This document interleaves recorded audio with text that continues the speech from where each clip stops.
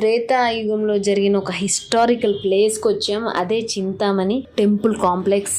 రుద్రాక్ష, లక్ష్మీ నరసింహ మరియు వినాయకుడి దేవాలయాలు ఉన్నాయి. గర్భగృహం ఉంది, శివలింగం ఉంది. చుట్టూ చుక్క ఆకారంలో నిర్మాణం చేసిన మంటపం పైన ఇటుక పెట్టెలతో నిర్మించారు. ఇక్కడ పాల్వంతికేయ సుకేత అనే నాగశిల్పవి రాళ్ళు ఉన్నాయి. ఇక్కడ చెట్టు చాటు నుంచి రాముడు వాలిని వధించాడు. కొంచెం ముందుకు పోతే రాముడు మొదటిసారి హనుమాన్ని కలిసినట్లు చెప్పుకునే గృహం కనిపించవచ్చు. రాముల వారు, లక్ష్మణుడు, హనుమంతుడు, జాంబవంతుడు, సుగ్రీవుడు కలిసి ఇదే గుహలో వాలిపై ఎలా బాణం వేయాలనే ప్లాన్ వేశారు. ఇది రాముడు కూర్చున్న గద్దె. ఈ కింద కూడా దీనికి గుర్తుగా రామ లక్ష్మణుల పాదాలు. అటు దూరంగా కనిపిస్తున్న చెట్లు ఉన్నాయి. 2 కిలోమీటర్స్ అవతల వాళ్ళు ఫైటింగ్ చేస్తుంటే ఆ గురి చూసి బాణం వేశారు. త్రిశూలము, శ్రీరామని బాణం గుర్తులు ఇవన్నీ ఉన్నాయి బండ మీద.